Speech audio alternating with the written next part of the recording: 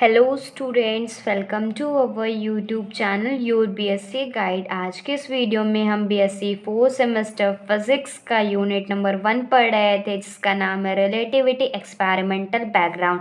आज उसका class number 7 है। इसके पहले की वीडियो में मैंने माइकलसन मोल्डे एक्सपेरिमेंट को अच्छे तरीके से कंप्लीट करा दिया। अगर आपने नहीं देखा है तो ज़रूर देख लीजिएगा। आप लोगों को प्लेलिस्ट का लिंक मिल जाएगा डिस्क्रिप्शन बॉक्स में, नहीं तो मेरे चैनल पे जाइए, प्लेलिस्ट बनी हुई है बीएससी 4th सेमेस्टर फिजिक्स की। आप वहाँ से syllabus, most important chapter, unit, topic, सारे यूनिट के detail lecture, important question answer सब कुछ उसी प्लेलिस्ट में मैं ऐड कर दूँगी। आप वहाँ से जा कर के देख सकते हैं। इसके पहले मैंने माइकलसन मोल्डे एक्सपेरिमेंट पढ़ाया था, तो बहुत सारे स्टूडेंट ने कहा भी है कि आपने बहुत अच्छे से एक जगह पर प्रोवाइड कर दिया हुआ है। तो वो वीडियो बहुत ही ज़्यादा लंबी हो गई थी। मैंने सोचा था कि उसमें नेगेटिव रिजल्ट को भी कंप्लीट करा दूं, लेकिन बहुत ज़्यादा लंबी हो गई थी, तो मैंने सोचा नेक्स्ट वीडियो बना देती हूँ, negative result of Michelson Morley experiment. और ये एग्ज़ाम में कई बार पूछा जाता है, जैसे कि लॉन्ग में पूछ लिया माइकलसन मोल्डे एक्सपेरिमेंट सिर्फ क्या होता है, और साथ ही साथ उसका नेगेटिव रिजल्ट बताइए कि उसका क्या गलत इम्पैक्ट था या नेगेटिव क्या था, तो उसके बारे में बताना है। तो आज की वीडियो में बस उसी के बारे में बात करेंगे। आप वीडियो को स्किप मत कीजिएगा, ना ही बहुत फास्ट करके देखिएगा, नहीं तो आप लोगों को बिल्कुल भी समझ में नहीं आएगा। और वीडियो को पॉज करके नोट डाउन भी करते हुए चलिएगा, ताकि आपकी नोट्स भी बन जाए और एग्ज़ाम में वही सारी चीज़ें आप लोग एग्ज़ाम में भी लिख के आएँ और आप लोगों को अच्छे से अच्छे मार्क्स मिले। जो एक्सप्लेनेशन था क्या माइकलसन मोल्डे एक्सपेरिमेंट में, तो उसमें जो हमने एक मीडियम माना था, ईथर मीडियम माना था। तो जब हम ईथर को उसमें माना था, तो उसमें एक चीज़ था कि हम लोग शिफ्ट करते थे। क्या शिफ्ट करते थे? मिरर को शिफ्ट करके तब निकालते थे, तो मीडियम भी शिफ्ट हो जाएगा, मतलब ईथर को ड्रैग होगा। तो वही एक तरह का नेगेटिव रिजल्ट है। और उसमें एक तरह का आता है लॉरेंट का फिट्जरैल्ड कॉन्ट्रैक्शन। अभी मैं आप लोगों को समझाती हूँ क्या क्या चीज़ें हम लोग इसमें पढ़ने वाले हैं। ठीक, तो स्टार्ट करते हैं। तो हेडिंग डाल लीजिएगा, explanation of negative result of Michelson Morley experiment. Following interpretation we given to explain the negative result of Michelson Morley experiment. ठीक, मतलब इसके नीचे है। तो पहला नेगेटिव है ईथर ड्रैग हाइपोथेसिस। इसमें क्या है? The moving earth drag the ether along with it, hence there is no relative motion between earth and ether.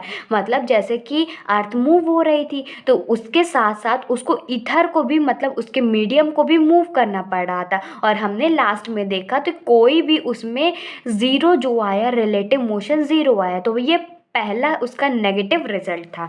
दूसरा क्या था? Lorentz Fitzgerald contraction hypothesis. इसमें क्या था कि Fitzgerald and Lorentz independently offer a more radical suggestion. Lorentz contraction या Lorentz transformation equation हम लोग यूनिट 2 में पढ़ेंगे, लेकिन इतना यहाँ पर समझ लीजिए कि जो फिगलार थे और लॉरेंस थे, वो independently offer a more radical suggestion देते हैं that a material body moving through ether. जैसे कि मटेरियल बॉडी हमने क्या माना था? अर्थ माना था।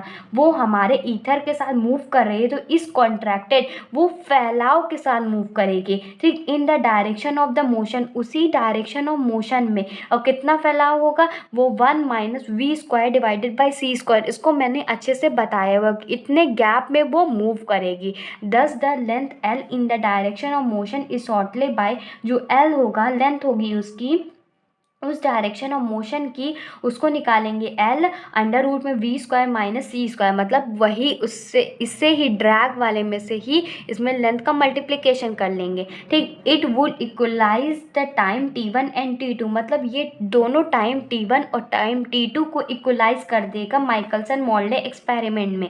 And hence no fringe shift is expected. मतलब कोई भी फ्रिंज शिफ्ट देखने को नहीं मिलेगी। This is purely a mathematical hypothesis. और ये पूरा का पूरा मैथमेटिकल हाइपोथेसिस है। और तीसरी चीज़ें इसके अंदर आती है, वो है consistency of speed of light. मतलब जो स्पीड ऑफ लाइट थी, उसकी कंसिस्टेंसी मैटर करती है। तो उसके अंदर क्या आता है? Einstein propose that speed of light is invariant. मतलब आइंस्टाइन के अकॉर्डिंग ये था कि जो स्पीड ऑफ लाइट होती है वो इनवेरिएंट होती है। दैट इज़, हम कह सकते हैं कि speed of light is constant.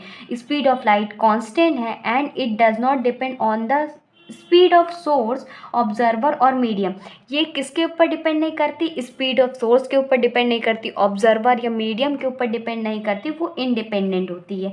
The light would be take equal time in 2 paths of experiment. जितना मैं आप लोगों को इसमें बता रही हूँ इतनी सारी चीज़ें आप लोगों को लिखनी पड़ेगी अगर नेगेटिव रिजल्ट आता है। 3 पॉइंट ईथर ड्रैग हाइपोथेसिस वाला, लॉरेंस फ्रिटलान कॉन्ट्रैक्शन हाइपोथेसिस वाला और consistency of speed of light में, ठीक, ये सारी चीज़ें लिखेंगे। और T1 और T2 किसके इक्वल था, 2L/CK and therefore no fringe shift can be expected, कोई भी फ्रिंज शिफ्ट एक्सपेक्टेड नहीं थी। तो ये हो गया नेगेटिव, या कह सकते हो कि explanation of negative result of Michelson Morley experiment. पूछा जाएगा तो आप इस तरीके से लिख सकते हैं।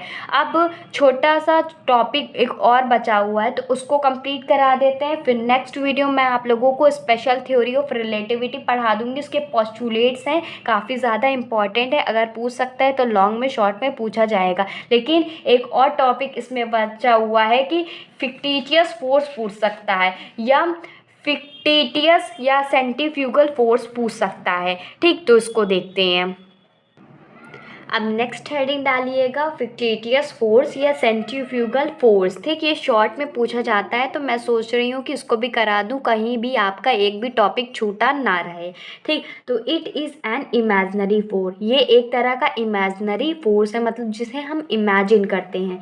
It is also known as the pseudo force, इसे स्यूडो फोर्स भी कहा जाता है। स्यूडो का मतलब होता है झूठा, मतलब कोई काम इधर हो रहा है तो बताएगा इधर, इसको स्यूडो फोर्स भी कहा जाता है, सेंट्रीफ्यूगल फोर्स भी कहा जाता है। अगर आपका एमसीक्यूज पेपर होता है ना तो उसके लिए भी इम्पॉर्टेंट है, ठीक। Fictitious force on the particle P for S dash frame, देखो हम यहाँ पर दो फ्रेम मानते हैं, एक एस फ्रेम जो कि इनर्शियल फ्रेम है, एक एस डैश फ्रेम जो कि नॉन इनर्शियल फ्रेम है। दो फ्रेम माना और ये पार्टिकल पी था और ये जो फ्रेम था दूसरा वाला फ्रेम, ये हमारा वेलोसिटी के साथ मूव कर रहा था और जिसमें कुछ ना कुछ एक्सेलरेशन था। तो हम इसमें जो फ्रेम है एस डैश फ्रेम के लिए फिक्टिशियस फोर्स निकालेंगे, कौन पार्टिकल के लिए, पी पार्टिकल के लिए, ठीक। तो वो हमारा हो जाएगा F P bar is equal to, हमने क्या पढ़ा था, मोशन क्या पढ़ा था, न्यूटन का second law of motion, force is equal to mass into acceleration, होता है कि नहीं होता है।